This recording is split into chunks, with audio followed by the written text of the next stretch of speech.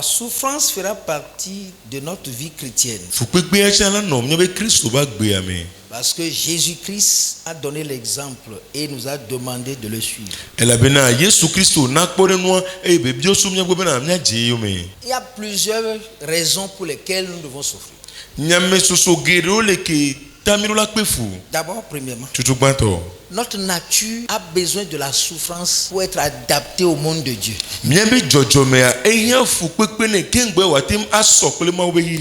Parce qu'il y a beaucoup de choses que notre nature a emmagasinées et ne veut jamais abandonner.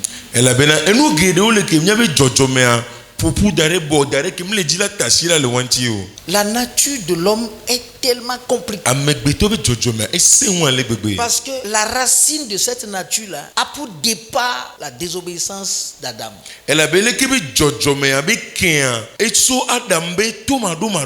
Alors là, une vieille désobéissance. Une désobéissance générationnelle que nous avons héritée. Qu'est-ce que nous allons devenir?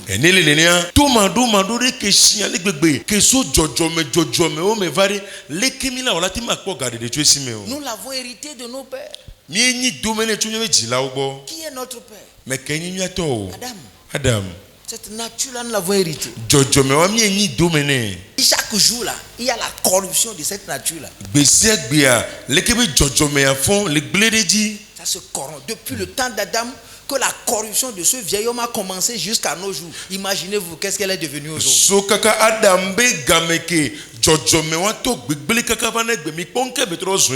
Nous sommes nés avec tout un appareil de mauvaises choses. Des choses qui n'ont jamais voulu nous quitter. Quelle est la méthode que Dieu utilise? La souffrance. Si tu avais posé la question de savoir pourquoi je suis malade, Dieu te l'aurait dit. Il y a des mots que Dieu ne va pas guérir aujourd'hui ni demain.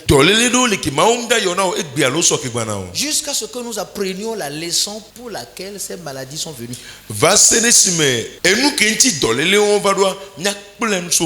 Pourquoi je n'arrive pas à enfanter? Pourquoi je n'arrive pas à me marier? Pourquoi à chaque fois que je sors, je suis menacé par un accident? Pourquoi ma vie ne prospère pas? Il y a une raison pour cela. Nous attaquons souvent la souffrance sans connaître les causes.